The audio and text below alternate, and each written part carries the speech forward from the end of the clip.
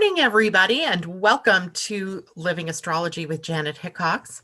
Grab your cup of coffee or your tea. Got my handy dandy Gemini cup this morning. Sit back and relax, and let's chat about what is happening up in the sky above.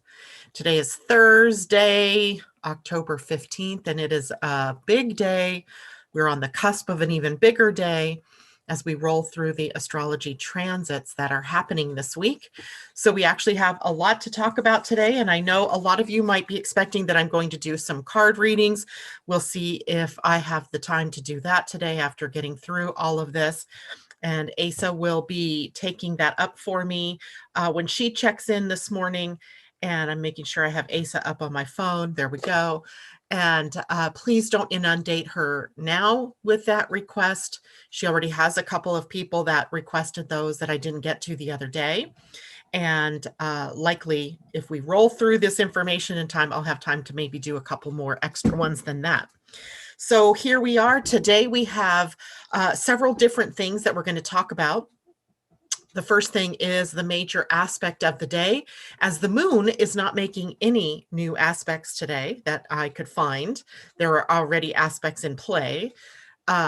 And the biggest aspect of the day, in fact, the only aspect of the day is a big one, and that is the sun in a square to Pluto. And literally that kind of a transit represents the collective fear and shadow energies out there in the collective that are being taken in by each of us, and then our response or our reaction to those fears. So we're going to talk more about the sun square Pluto. Then we're also going to dive into the idea of fear through the gate 32, which is where the sun is sitting this week, which is the fear of failure. Right? The fear is failure, the gift is preservation, and the Siddhic state, the highest state, is veneration. And I'm going to talk to you about those through the perspective of the gene keys. That's likely going to take us quite a bit of time. And then, of course, we've got to look at the new moon, which we are sitting in the shadow of. Today is what we would call the dark of the moon, the balsamic part of the moon, where we are closing out a cycle and preparing for a new cycle. And if I'm not mistaken, we're also very close to doing the same thing in terms of the Pleiadian-Earth energy, as today is the 12 seeing energy, followed by tomorrow's ascension energy of 13 intuiting, which also happens to be the day that Pia and Colin will be joining us here, right here in the morning show, to talk to us about the Pleiadian calendar and also any messages from Larkma that she wants to share with us tomorrow. So yay, right? We have a lot going on these next couple of days. An update before I jump into the rest of the talk today.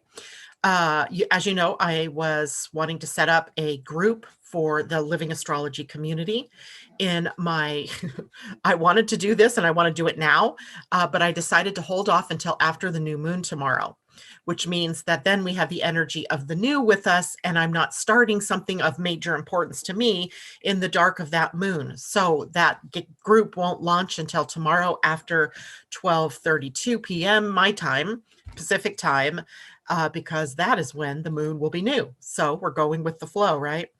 And going with the energy. We're living astrology, right? We know that the new moon is a great time to start something new.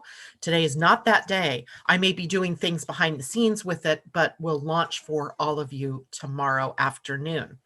All right, so let me just take a quick good morning to everybody that's out there. And let's say hello to Mimi. Good morning to you. And Monique, good morning. Ingrid, hello. And we're happy to have you here with us as well. J-Lo, hello. Jennifer Peachy and Amy Energy. And I'm loving seeing all of you out there. Thank you, Asa, for showing up this morning and being there for us. Ursula says hi from Santa Cruz. Just a question, Ursula, how's it going out there? Have the fires died back? Are you guys doing better over in that part of the world? I know my husband has been waiting for some bicycle parts, and they come from Santa Clara or Santa Cruz. I cannot remember which, one of the Santas there in Northern California. And it's been delayed over and over again because of fires and evacuations. And of course, COVID hasn't helped any. So crazy times we live in, huh? All right. So good morning if you're just popping in. So today we're going to talk about the sun squaring Pluto. So the sun is sitting today at about 22 degrees of Libra, and that puts it in a square to Pluto that is sitting at 22 degrees of Capricorn in our Capricorn bunch. So literally the sun squaring Pluto is also triggering Jupiter, is also triggering Saturn, is also triggering the asteroid Pallas Athena. So we have a conglomeration of different aspects here going on, sort of these rays, if you will, these strings or threads from the sun connecting to our planets in Capricorn via the square, which, as you know, from listening to the different aspects that we talk about here on the morning show, is a challenging aspect and tends to trigger us or bring up things that we interpret as obstacles and perhaps limitations or reasons why we can't go where we want to go or do what we want to do, a la fear, right? And then here we are sitting as well with the sun transiting in your human design chart through the gate 32, which is on the spleen center, which is a fear or paralysis kind of center. It's meant to keep us surviving through and being able to evolve, but it is an energy that often triggers the fear in us first. Fears about not surviving, right? So let's look at the sun square Pluto, and then we're going to take a deeper look into the gene key 32.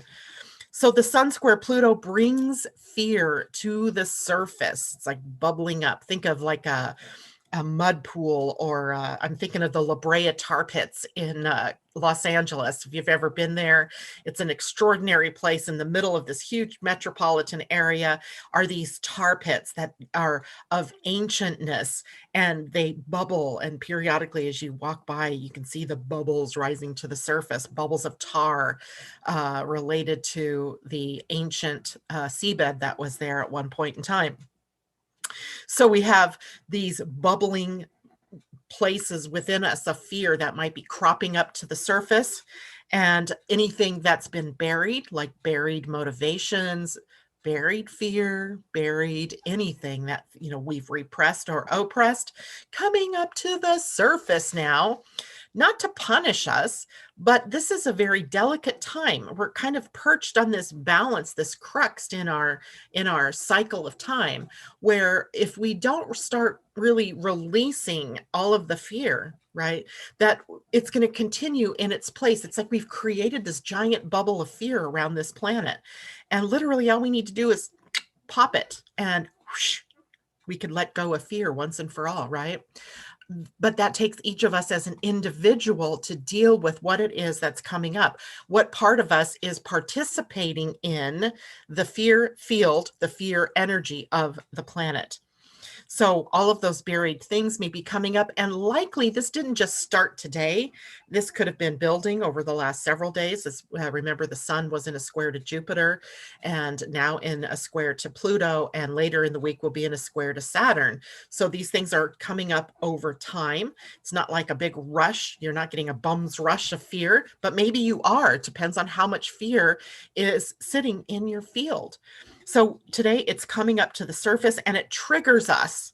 It triggers us to distrust ourselves, maybe to distrust others, to be suspicious or have doubt about things that are happening, about our own lives, about our own skills, about our own, you name it, right?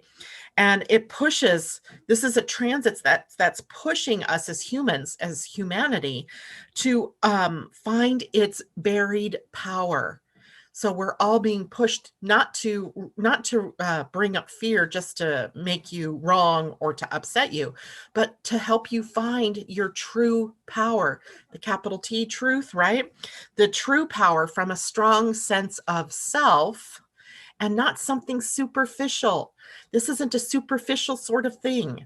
The sun, of course, represents our ego, our personality, what we're here to do, our life purpose, how it is maybe we're here to share of our gifts and our talents. But Pluto stores, he's the storehouse of the underworld of all of the things that we don't want to see. right? Anything that we don't want to see, that we push down, and likely that's fear or baggage or experiences or anything, traumas and dramas, we push that down. And then the sun comes along in a square and challenges us to bring it up, release it, let it go, right? Let it go. But we can only do that when we grab into our inner self, onto our inner power, right? Your inner power, not superficial, but that strength that's within, right? It's kind of like when the sun was moving through the gate 48 and we were going into the deepness inside the well, right? The resources that we hold within. Now, during this time, we can feel pressure. We can feel pressure to change, but we can also feel the pressure to try to make things happen. And I'm going to tell you that this isn't the time to do that, right? This is not the time for you to push. This is the time for you to allow and then move through whatever it is that's coming up to the surface, not in a judgmental way, not in a beating yourself up kind of way, but in an eyes wide open, embracing everything that's happening so that you can walk through and out of this energy clear of the fear, clear the fear. So no pushing of the river today. That means we can also have feelings of doubt and suspicion. I think I said this, paranoia coming up to the surface. Don't allow it to take you out. Just sit with that. Be with that energy. Be with that fear. Sit with it for a minute. Invite it in. Discover what it has as meaning to you. And it could be a fear that you have personally. It could be a fear of something that's going on in the outer world.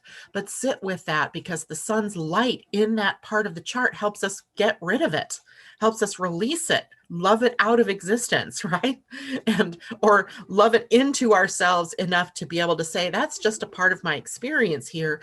And then going on, right? It's not something that needs to take you out. So, question to all of you, what kind of fears have been coming up for you? For me, it has been a lot of the financial type of things, right? Remember my letter from the IRS and my bank account, or my husband's card linked to the bank account getting hacked. Earlier in the month, my Instagram account was hacked.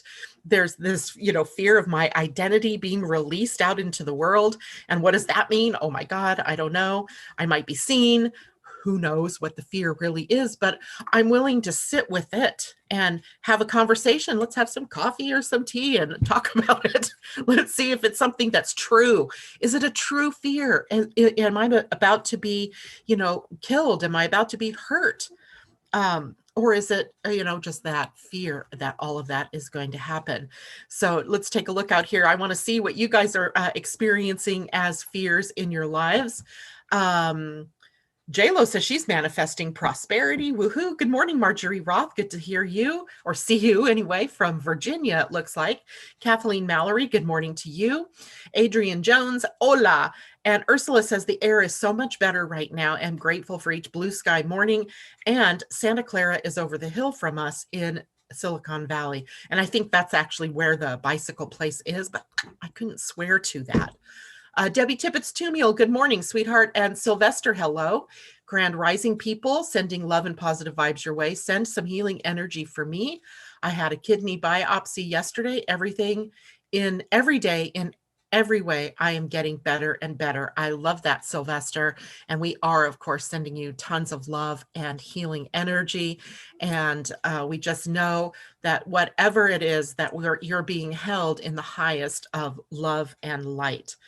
Debbie Tibbett says, sending positive healing. I love it. Everybody's just sending you prayers and all of that. Sylvester. So Asa sending love, Ursula sending love, Christine sending it. I love it. Love it. Andy girl, good morning to you. And all right. So nobody's sharing their fears. Is that because you haven't found them yet? Are you not being triggered in some way? Or maybe you want to share that privately, but if you are experiencing them, please put them in there, because, if we share what we are afraid of, it's amazing how easy it is to just pop through it. You know why? Because the fear energy in our body template sits on the spleen. And the spleen center, not literally in your spleen, but on the spleen center in the human design chart.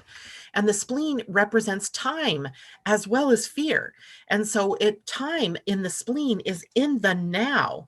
So when we address something like fear in the now, it goes poof, right? It just sort of goes away. So, or dissipates, or shows us something, right? Some kind of gift or something. So in the moment, we have a fear and we face that fear, it can be released out of our field. Good morning, Sadie, back there behind me. Leilani says, a fear of men. Puffing Pixie, healing wishes to you, Sylvester. Awesome. Asa, fear of not being seen for my true worth. Now, a fear of men. I don't know if that's a true one, Leilani, but or one you just, it says LOL, so I don't know if it's for real or what. But, for me, looking at that, it makes me wonder about what you fear about the masculine side of your own self, right? The masculine energy, because we're all a combination of the feminine and the masculine. And it's interesting because Pallas Athena, who keeps, I keep glossing over here, but she's also in the midst of this Capricorn bunch right now, has been trying to create freedom for us in being able to move through our masculine and move through our feminine energy. So what is it that triggers you about men who may be stand-ins for the masculine energy for you personally? And what does that mean for you? And Asa, fear of not being seen for my true worth. Well, do you see your true worth? That would be the great way to look at that. What is my true worth? Do I really see that in me or not? Some of you out there who have open identity centers, and most of you out there who have open ego or will centers, might not see your worth so easily, right? So you have to really see what's being reflected to you from the people around you. If the people around you are not reflecting that you are loved and lovable and worthy, then you got to change up those people, right? You got to change up those people and get around people who do show you your worth and your lovability. So there's that. Leilani says it's true, but I must have a sense of humor about it. Too much trauma from men. So, allowing yourself to go into that wound there, right? Just not to re-experience the different wounds, but what in conglomeration do they mean for you, right? That's the thing. We have to be willing to do this. We really do. We can't just keep holding it back there and not wanting to look at it, because then it holds power. A part of our power is locked up in the fear. So we have to release ourselves from that fear and move forward fearlessly. All right, there we go. Kathleen says she's facing the fear of communication. Interesting, Kathleen.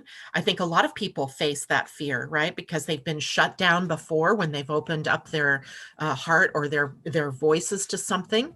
So that's a great one to dive into. Maybe you have an open throat in your human design, and an open throat often wants to speak and be heard. But the more they try to speak, the less they get heard, the less they get recognized. So an open throat is silent until invited in to speak. And then it's like everybody's ears suddenly hear what you have to say, and you become valued, heard, and recognized. And even if you have a defined throat, it's the third center down, it would be a brown square on your human design, or it will be white. Even with a defined square or one that is colored in, you still work best when your thoughts or your opinions or your ideas, things that you want to express, are drawn out of you via an invitation. So keep that in mind. But definitely face that fear. We all support you all. Kathleen, Leilani, and Asa, and Mimi. We're going to look at hers too here to see what's going on there. We all support you in this process. You are supported in this process. Puffing Pixie, healing wishes to you, Sylvester. I love it. Mimi, most every night I release that which no longer serves me for the highest good.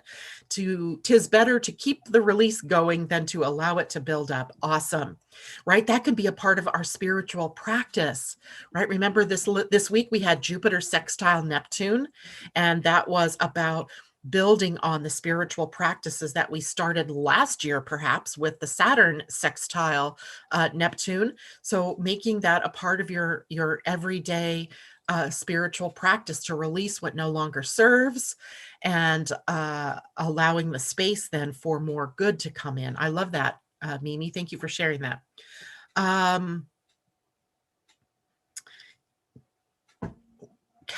Did I miss something there? There are many things I'm afraid of right now. Kathleen Mallory says, good. Time to let him go. Christine, fear of prolonged hermitude lately. Hermitage, so you're thinking of maybe the second line in your human design. I'm not sure what yours is, but if you have the second line gets called out. There's an energy force field, if you will, around the two energy that doesn't allow for you to stay in withdrawal for that long. But of course, we all have free will, so we can always shut that off. But I would encourage you to understand why it is that you might want to be hiding, that you're hermiting. What is that about? Okay. Asa, Christine, I got that. Ursula, fear of being judged if I step out with my fullness and majesty. I can hear my mom saying, "Who do you think you are? Oh, shrink, shrink, shrink." Well, partly, Ursula, you've got the 33 in your North Node, which I kind of discussed with you in the email yesterday that I sent you back. And that's a gate of privacy. And it is a bit of a withdrawal, right? You withdraw a little bit from the lights and the glitz and the glamour of the world. But you have a story to tell, right? You have an experience to share, and you need to be able to bring that out. That's an interesting fear, by the way, because it matches something that my mother said to me one time about my intelligence and about my ability to speak. And it was, you think you're better than everybody else. And I was like, ugh, maybe that's not such a good thing. And I'm 8 years old at the time, right? Or 7, something like that. And so I shrink myself, right? I make myself more invisible or smaller because I don't want other people to think that I'm too big for my britches or whatever, verbiage she actually used. So that might be a powerful fear for all of us, including me, to get through at this moment in time, because we are here to shine our light as bright as possible. The more of us that shine our light as bright as possible, the more we move this world, transform this world into the light, right? So Ursula, we'll step behind you on that one and support you through it. Andy, I can so relate. I bet there's a lot of people that can relate to that one. Asa, hi Andy, let's find another new 2020 message to tell ourselves. We are the light. We are the light, right? That's a good message. Kathleen Mallory has a defined throat. So maybe there are lessons here about communication, and we could do certainly a human design reading and maybe find that out for you. Monique, a fear of abandonment. Oh my goodness, that is definitely a big fear. That is one of the core fears of humanity, right? Is abandonment, that we're doing things that aren't really true to us so that people will love us or keep us. They won't abandon us. And the only thing that you can really do here with that is to realize you are so much more than what other people think about you, or whether other people want to stay with you or not. Hug yourself, right? That you're never abandoned. You are always whole, healed, and healthy. You are always all that you need to be in every moment. So keep telling yourself that one. Ursula, fear of dying, another core belief. And we're actually going to go into that one with the gene key, fear of failure. Leilani, sending you healing. Everybody needs that, right? Someone I have been talking to for a few months was to fly in yesterday, and I was at the airport, but he didn't show. So that triggered your fear of abandonment. And maybe, ask the question, what is the worst fear you have about why he didn't show? Because he's abandoning you? Because he doesn't love you? Because he doesn't want you? Because you're not good enough? Go down the line and see where that is. And if he didn't show, maybe he's doing you a favor because he's not good enough for you. Or maybe something happened. Maybe he missed his flight. Maybe he missed a connector. Who knows, right? But don't tell the story based in the fear. Tell the story about what it is showing you here in the moment. Change the story, right? So I'm interested to hear how that one comes out. Sylvester, sending love and motivation. We all can release our fears and step into the light. Take it one day at a time. Thank you, Sylvester, for saying that. That's so important. Know that you are at a sanctuary where you can share and not be judged. Absolutely. All right, let's take a little deeper dive into fear for a moment. I actually opened a file this morning, and in it, I had all of these lessons that I had taught on the gene keys over the last couple of years. I think it's probably been a couple of years since I actually did this particular one, or maybe it was a year ago, I'm not sure. So if this sounds familiar to some of you, it's because we've talked about this before. If it's new material for some of you and you have questions, please feel free to put those into the chat. So we're going to be talking about fear because we are sitting here today with the sun at a square to Pluto, which is triggering that fear, bringing it up to the surface for us to look at. And we are also with the sun at the gate 32 for the rest of the week, which means we're looking at the fear of failure. So where does that fear of failure come from? Have you ever asked that question to yourself? Why are we afraid that something we do isn't going to work out? Well, it's because the fear of failure today is the collective fear packaged up in a new way that we won't survive as a species. Again, it has a link way back to our earlier time in our evolution where we had to gather together, right? We had to come together. We survived winter, or we survived hard times by bonding, by coming together. We increased our chances for survival when we came together as a tribe, or we came together as a family, right? So the more people that bonded together in our tribes or in our communities left us without isolation, because one of the fears that we have that might even be the trigger for the fear of abandonment is that of being isolated, right? Isolation equaled death.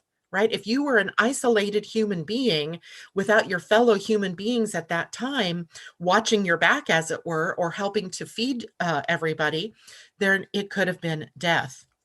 And then the fear then could be also that the community won't survive, right? Our tribe or a family will die, that will lose genetic heritage. So deep in our genes is this primal fear that drives us to continually do the things that are going to help us survive.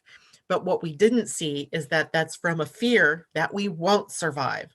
And there are some core survival issues for us as women and for men, right? The most deepest fear for women is that a fear of not giving birth or not finding a mate, which is then tied also to the fear of the dying off of your family line or your family lineage. Now, I'm not saying that all women need to go out and have babies and marry and have a family. It's not that at all, but think about the fear underneath that maybe your family has shown you if you're a single woman, or the pressure that can be put upon you to have babies, right? Your mom wants a grandbaby kind of thing. For men, it's the fear of infertility, the inability to have offspring. So these are core ancient fears that are the beginnings of our fear for survival. Now, today, of course, we're out of touch kind of with those fears, with those primal fears of survival, right? I don't worry that I'm going to not have food to eat in the winter because I can go to the grocery store to get the food, right? I'm not worried that there's a scarcity of game or that the, flowers aren't blooming or producing, fruit or vegetables, because I can go get them, right? We've built up that ability to survive that way.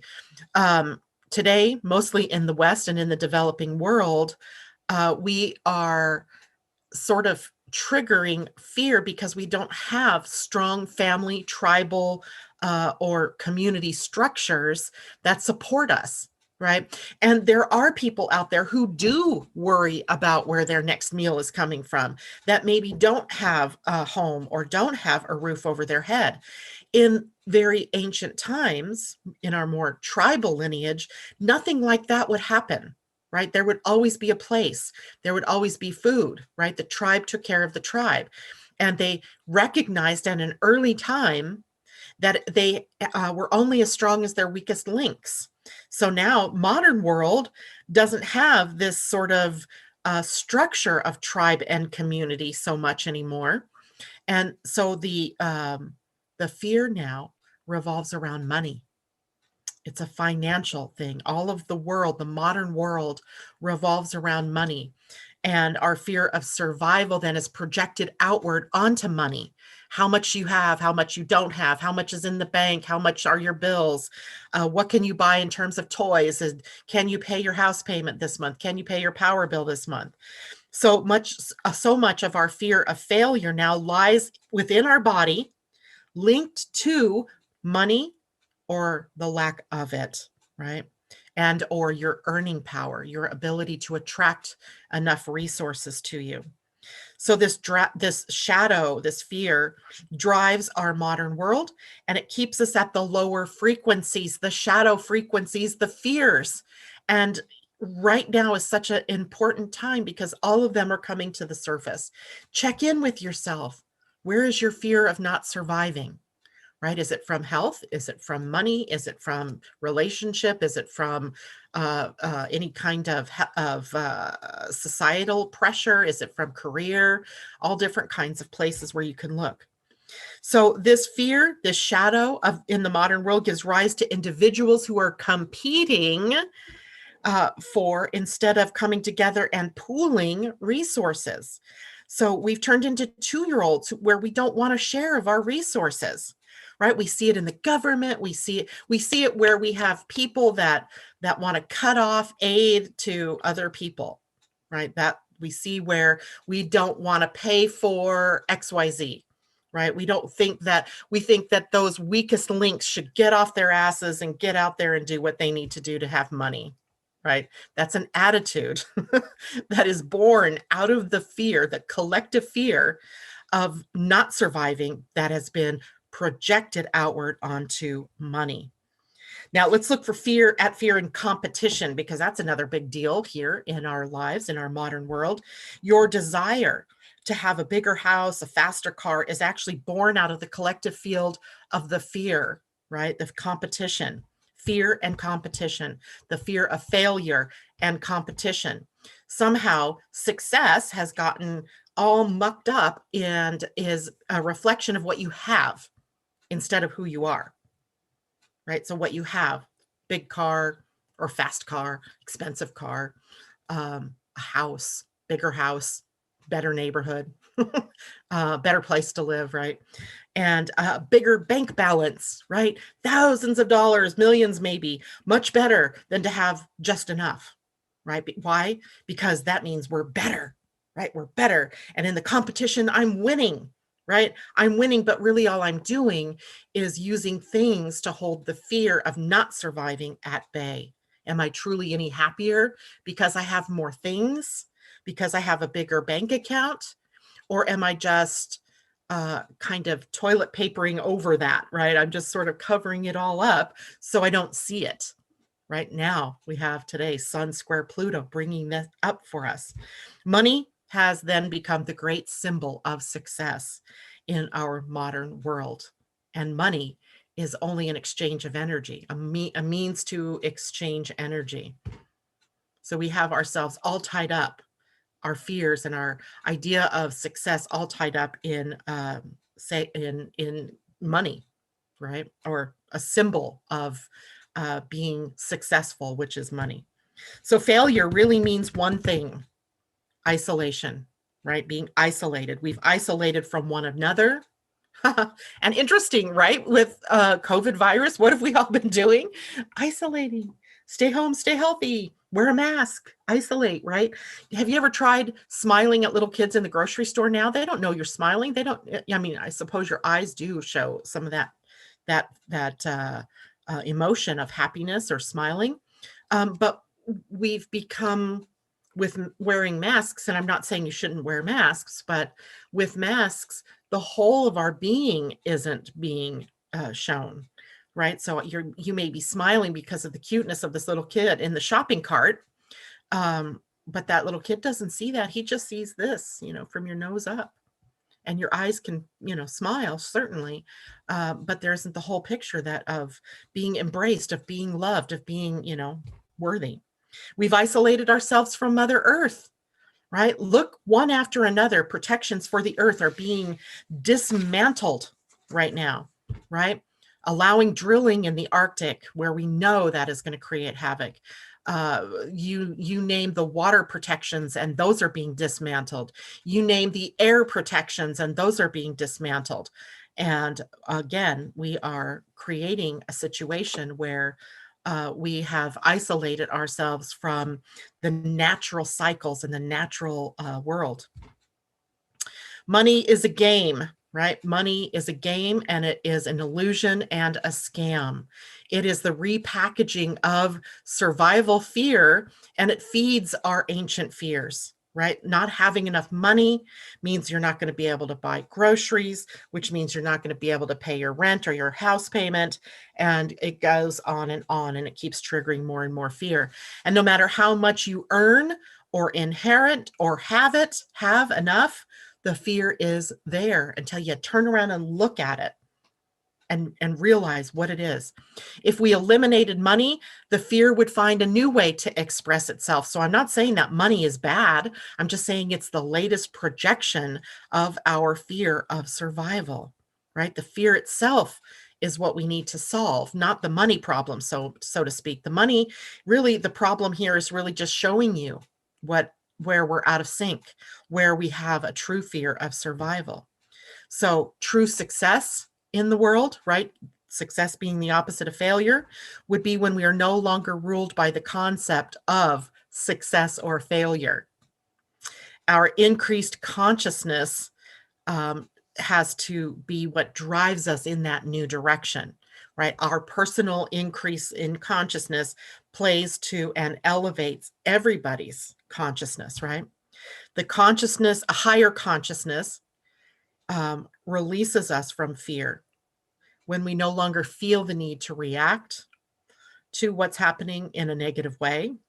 So we get to be stingy and competitive, or loving and giving, right? Are we into survival, or are we thriving and flourishing? Right? Two great words, thriving and flourishing. Failure is only an outcome when you're cut off from the whole, right? When you cut yourself off from the world, when you cut yourself off from your tribe, your family, your community, that's when you feel isolated. That's when you feel failure the most. Now, there are two ways to express the fear of failure. In the Gene Keys, Richard Rudd calls it the repressed version of the fear or of the shadow. And then there's also the more reactive fear or expression of the fear. So I want to go through that quickly. The repressed fear of failure is fundamentalism. The fundamentalist, that his words, fundamentalist. This is where we get into extreme conservation. We are very constricted. We are pulling in. We deeply are contracting into ourselves, manifesting the more repressive energies and our more fearful nature.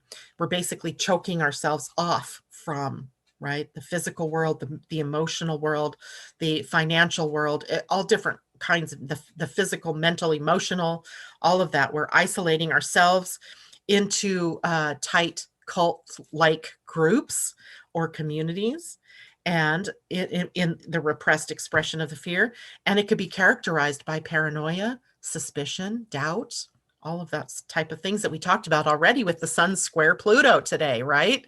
Where these things could be coming up naturally. And that may be showing you where you have the repressed fear, right? The repressed fear. Now, the reactive fear, the more, rebellious aspect of that fear would be disjointedness, anger, nothing to support you but you, right? You've seen people like that. I never get any support. So they build all these walls around themselves because they're the only ones they need, and they refuse to interact with the world, right? They build the walls. That drives them to do self-destruction, right? To self-destructive patterns. They've lost touch with the flow, with the continuity of life.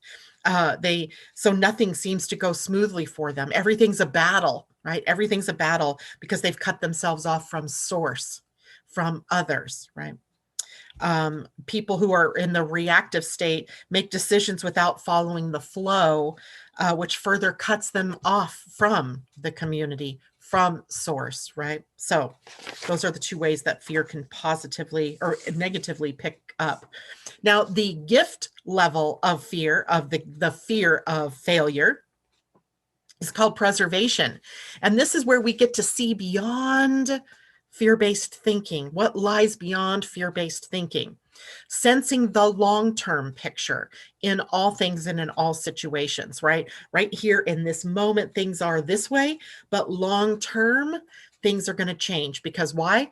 The only thing we can know for sure is change. Transformational energy, which is also a part of the channel that the gate 32, the fear of failure, is at or is in. It's part of that whole channel. So we might be sensing the long term in our investing, in our relationships, in balancing risks, right? Restraining when it's time to restrain, and flowing when it's time to flow. When we are in the not self-preservation, but the preservation of life, right? The preservation for all of us, when we're making decisions that preserve life, not just me. And when we are able to assess the past, weed out the weaknesses, build upon the strengths, and link us to the natural rhythm, cycles, and timings of the universe. Nature, right? Nature is our basic cycle that we've gotten out of sync with, right? The natural cycles of time, the natural cycles of conservation and good stewardship, versus when it's time to be more growth oriented and expansive. We've gotten out of sync with that. The Siddhic state, or the Siddhi, is veneration. Veneration, such a great word that, sometimes I just have to keep going deeper into these words. That this is when fear has been entirely transcended. The negative patterns like anger, like fear, like guilt are transformed into a positive force, which we all have the power to do, right?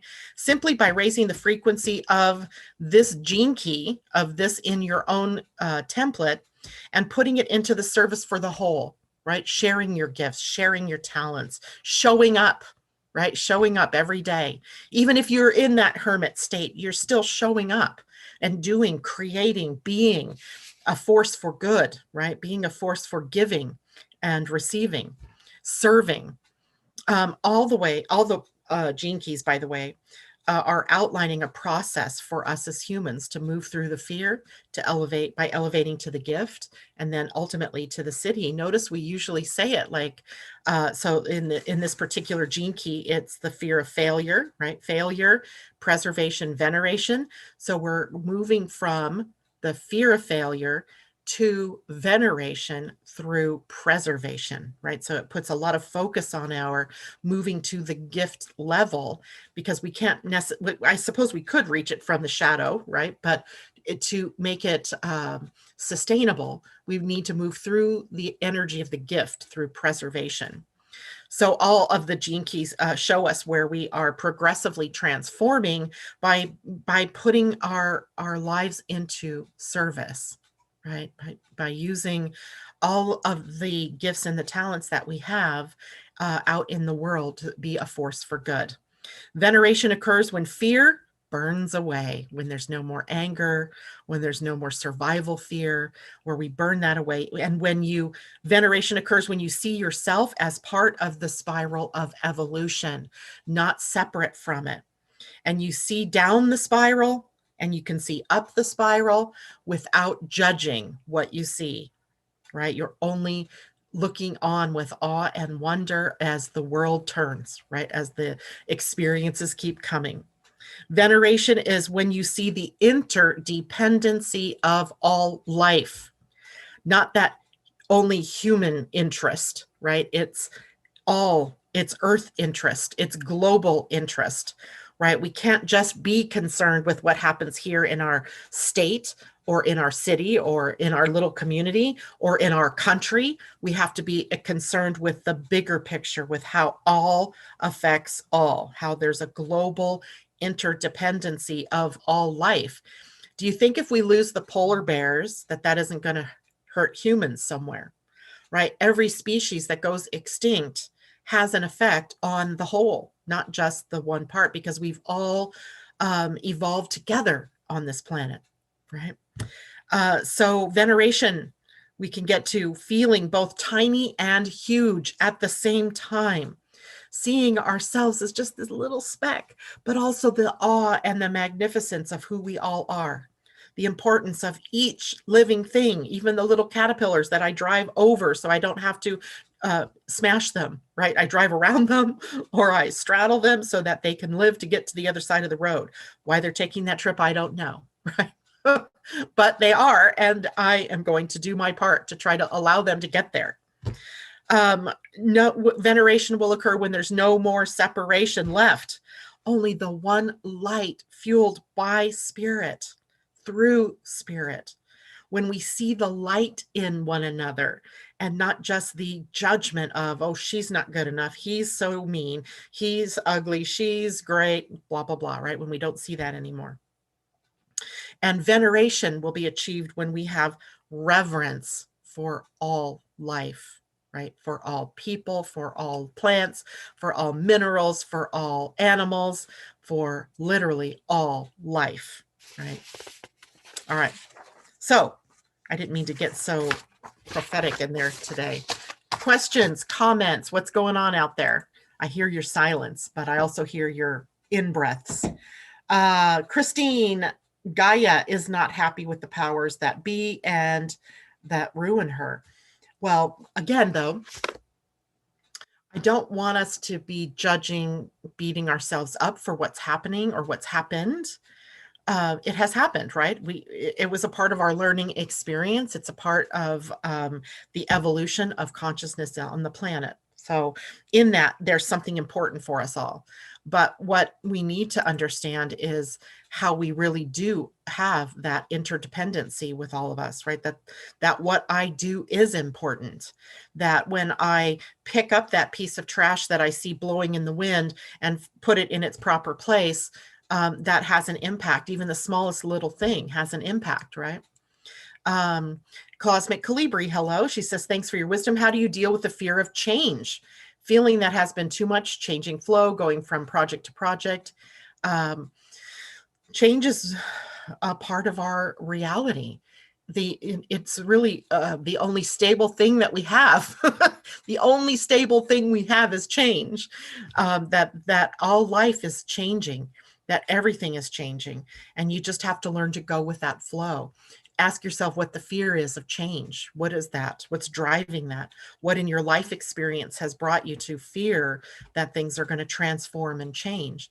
You know, some people are in their human design, they're born with the foundation energy of the 4, right? So there's partly a 4 that's a foundation energy. And they like stability. They like that calm, predictable, everyday stability. So they're the ones that get most upset when life changes. And ultimately, life always changes, right? There's always changes. We get older every day. Eventually, your body changes, right? Every day, there's a new thought, new energy coming in. Life changes, right? So change is just there, right? We can't change into non-change because then we don't evolve, we don't grow, we don't expand. Christine Buckingham, truth, all interconnected indeed. So then we have Leilani, that's so sweet, more snails out of the driveway.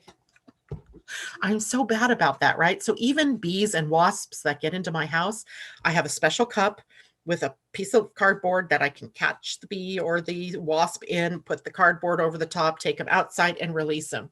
And even spiders, I will do this too, because I just don't feel like I need to kill something just because it scares me, right? I don't feel the need to do that.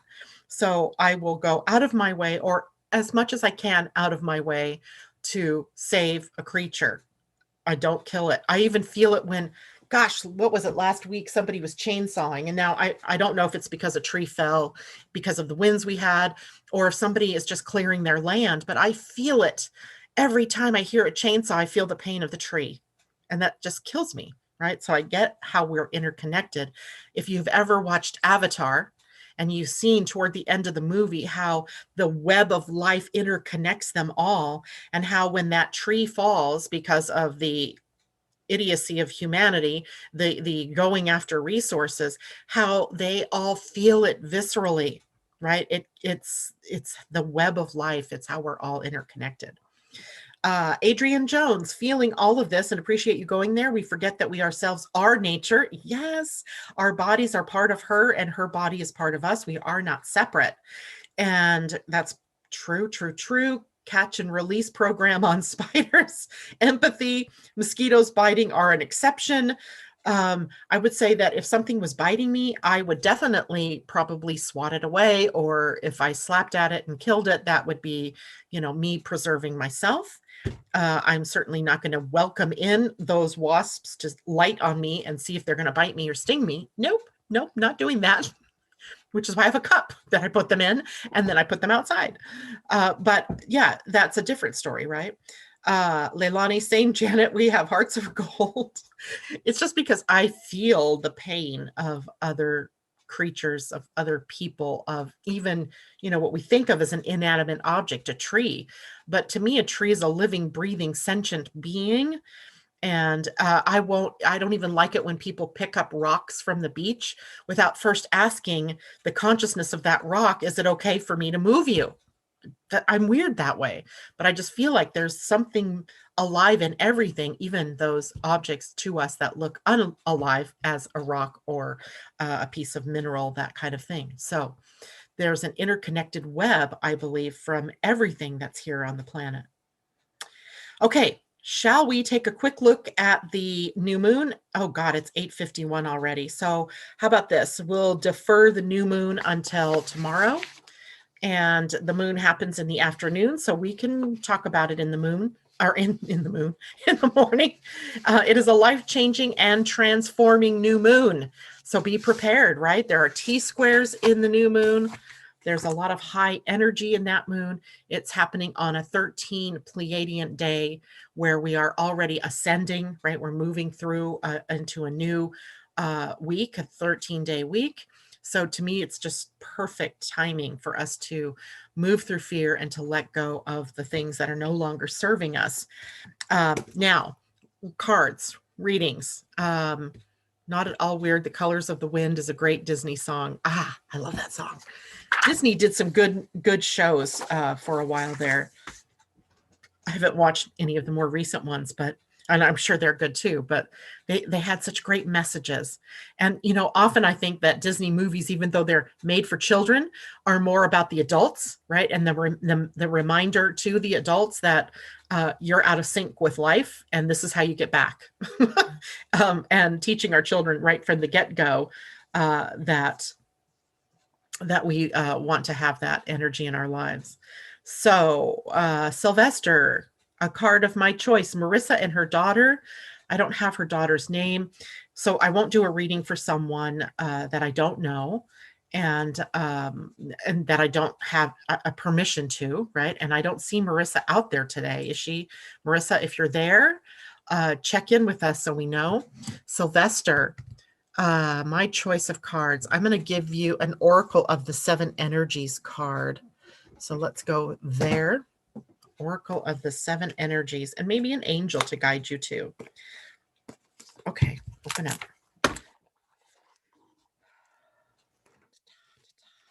Okay, Sylvester, this is for you. And I'd love it if you are newish out there and you have not had a card reading before, if you would pipe in. So many of you get readings every week, which I love, don't get me wrong. But if there are new people who have not gotten readings before, I'd like to see them first. So there we go. Sylvester, healing the heart. Hold on, let me go over here to Zoom. Right, healing the heart. And bring it in. That's card number 23, which is a 5. And am I not? Yeah, healing the heart. Okay, so let's see what that card means for you. Healing the heart is 23. And it is in the energy 4 which is love energy, compassion, love, community, forgiveness, unconditional acceptance, inner peace, and wholeness. That's the, remember there's 7 energies here. This is the 4th energy, love. So healing the heart. Key concepts are about healing, making amends, the willingness to release past pain, being responsible and accountable, taking time to get healthy, renewal and rebirth after suffering. This is a perfect card for you. When you are wounded emotionally, you need time to regroup and find your center. You may have recently endured a breakup, a betrayal, lost someone close to you, or lost an affiliation that gave you too much power, that you gave too much power to.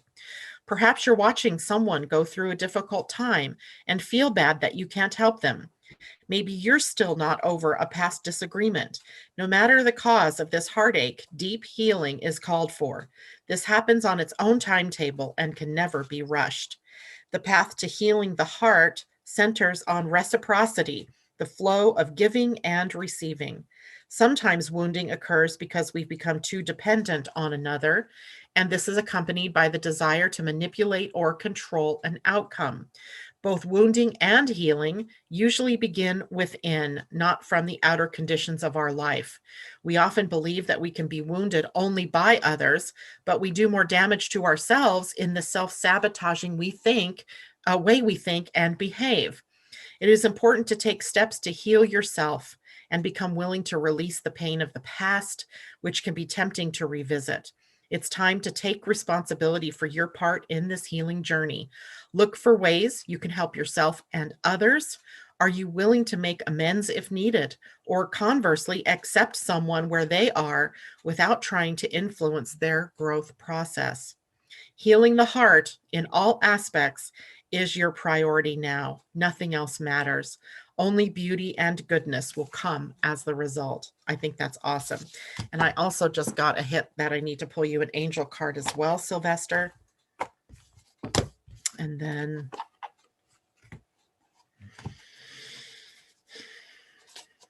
an angel on your shoulder, hugging you.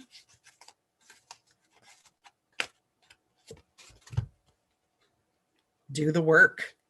Do the work, Sylvester. Do the work. That's an interesting card, I think. Do the work. Let's see. I don't know if we've had this one before, but it sounds familiar. So let's see. Do the work. Your message. If you are wondering whether to move forward or not, this card is a message from your angels to continue on. You might feel that your current situation requires more time and energy than you are able to give, and there's a good chance that you are feeling disheartened or even drained. It's important to know that everything involved in the situation is pivotal to your growth, expansion, and spiritual connection. This card invites you to switch on the light you have within. It's time to be a star, to rise up, to get behind the wheel and drive the journey of your life. Yes, energy is going to be needed to hustle and push, but every single effort you make will pay off. Right now, you are sending out a signal that you will create a wave that can lay the foundation for the rest of your life. Woohoo! The extended message says being spiritual isn't always easy. It comes with a price, and often that price is time and effort. That is why angels call it light work, because we have to work our light. This isn't spiritual easy. This isn't spiritual vacation. This is spiritual work, and that does mean we have to work. Action, effort, surrender, and trust are needed for things to come together. But when this card appears, you have an important opportunity to figure out the balance between effort and effortlessness and understand when both of these energies need to move through your being. If you want to abandon a project or walk away from a situation, this card is letting you know that you are needed more than ever. This isn't the time to run away. This is the time to turn up. When you show up ready and willing to do the work, you will move up too. Do the work, Sylvester, and let us all support you in doing your spiritual work, because we all get uplifted in the process. I love that. Okay, who is next, Missy? Sylvester, Marissa and her daughter, Cosmic Calibri card reading. How can she fulfill her purpose? Who's new out here who hasn't had a reading here? Kathleen Mallory, I think you have not had one. Liz Schultz, first time here. Awesome. So we do have a couple of people. Kathleen Mallory, my choice. You need a dragon, Kathleen. You need a dragon, a power to find your voice, to communicate. But let's see what the dragons have in mind for you. Okay. Kathleen Mallory. Oh, gosh, this one just kind of came in and turned itself upside down and said, bring me. A lilac fire dragon transmutes through the power of divine love. Open up to transcendent love and enlightenment. Purity of heart brings peace, hope, and joy. The lilac fire dragon. Lilac, pretty color. All right, so lilac fire dragon, let's see what that means.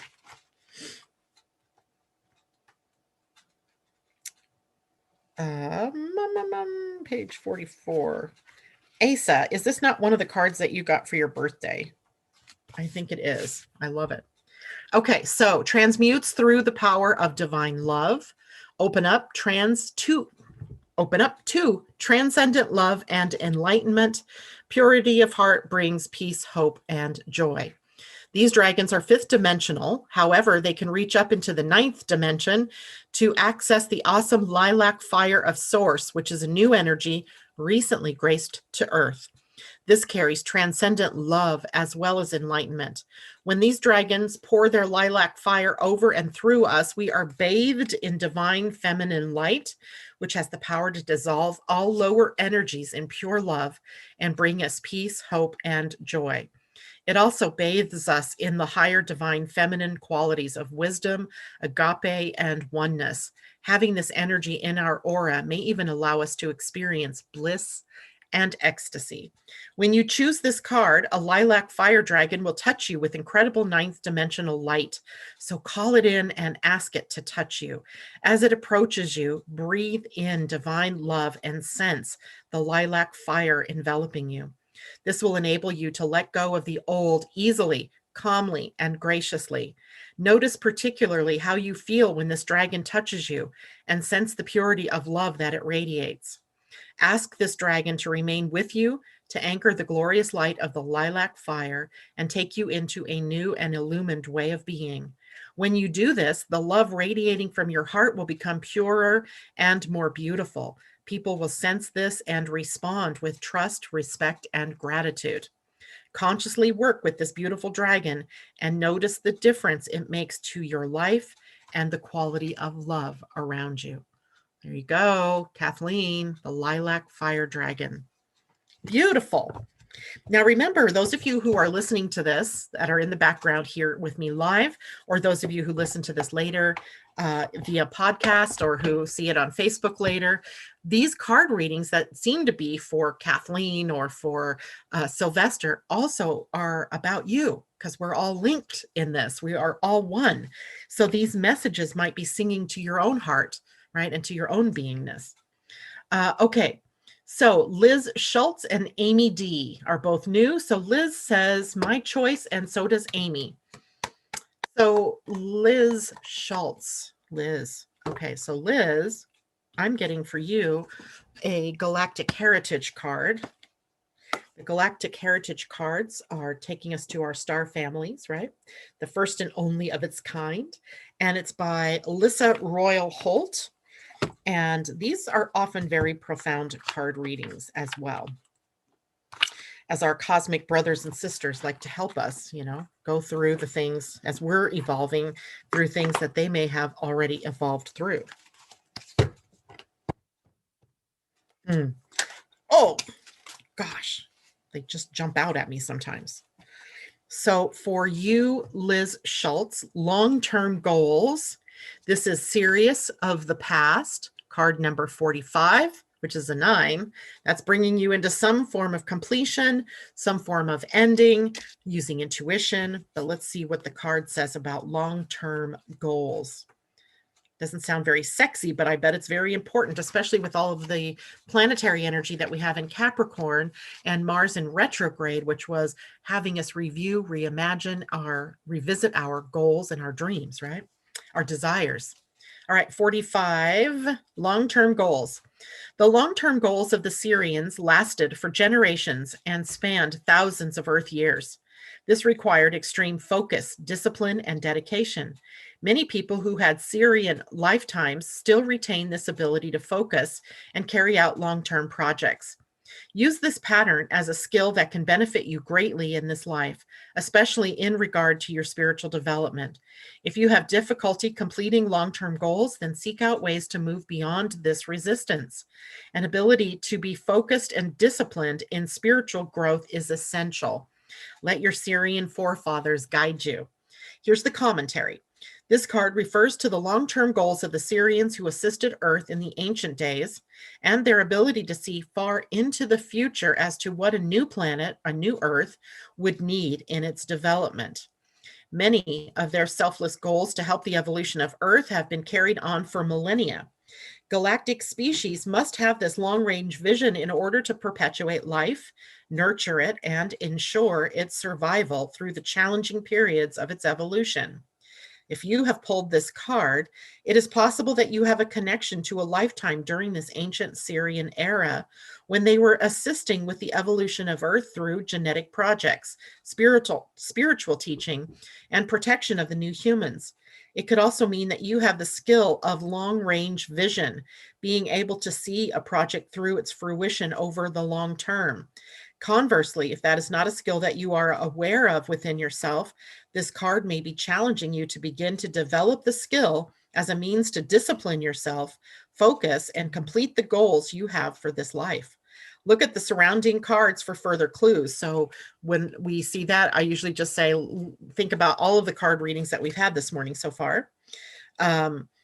Know that rushing the completion of a project is less important than being focused on the task and carrying it out with integrity, commitment, and thoroughness.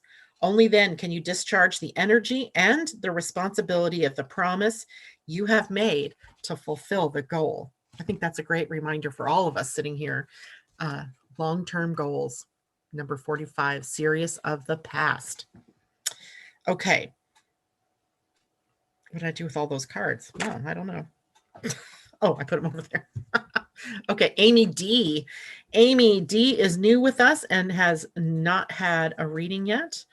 So my choice for you, Amy, I believe you need a Wisdom of the Oracle. Let's do that. Wisdom of the Oracle is a deck of cards by Colette Baron Reed.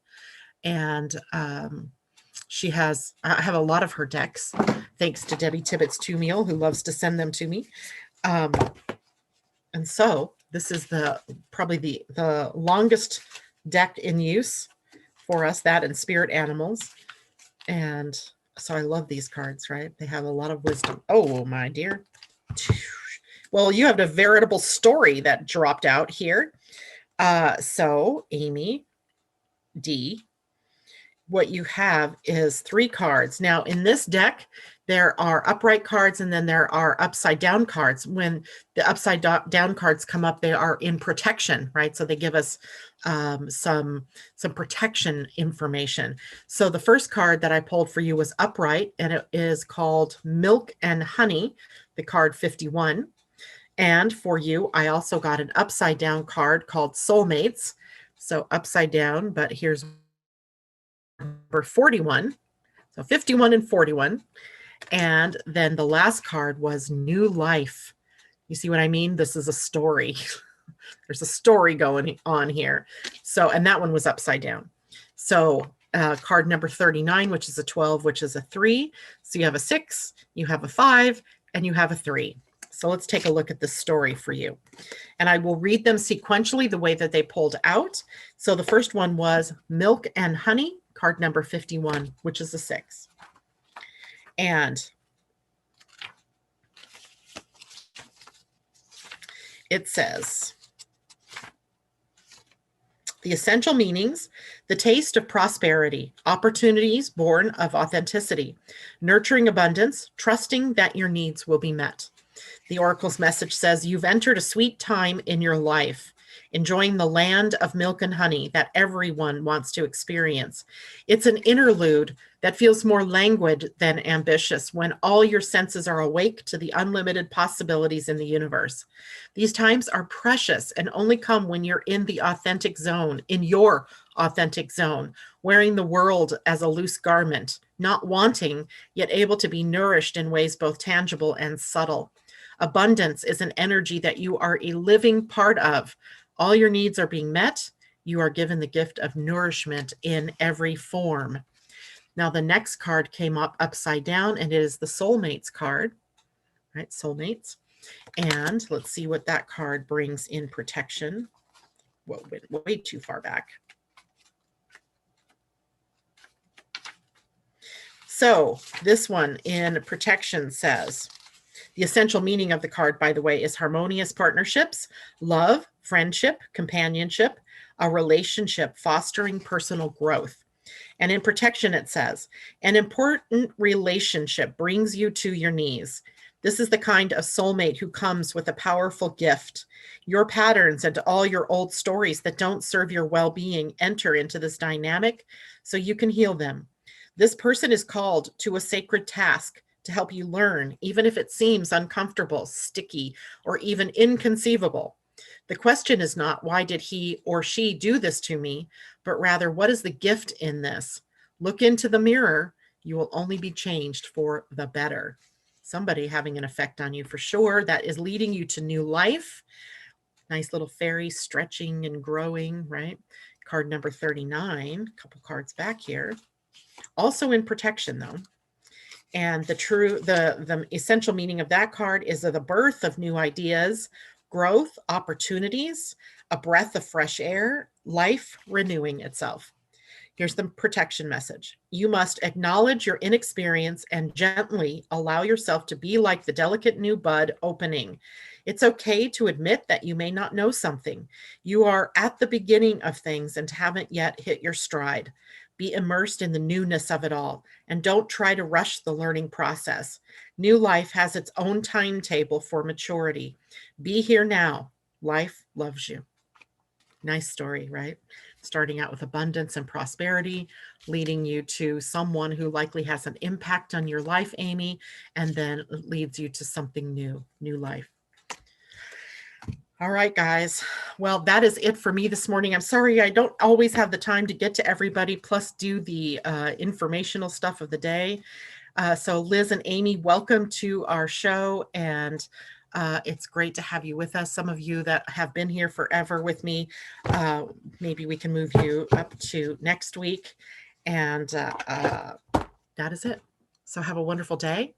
Tomorrow we'll talk about the new moon and take a look at the chart, take a look at what's possible for us to start anew. Today, the moon, by the way, moved into Libra. Actually, it did that late yesterday or early morning for some of you on the East Coast. And that means that we're getting prepared today even for that new moon. So start considering, what can Libra energy do to help you balance and harmonize in your life, right? What can you start new that helps you bring in that balance? We'll talk more about that tomorrow. All right, everybody, take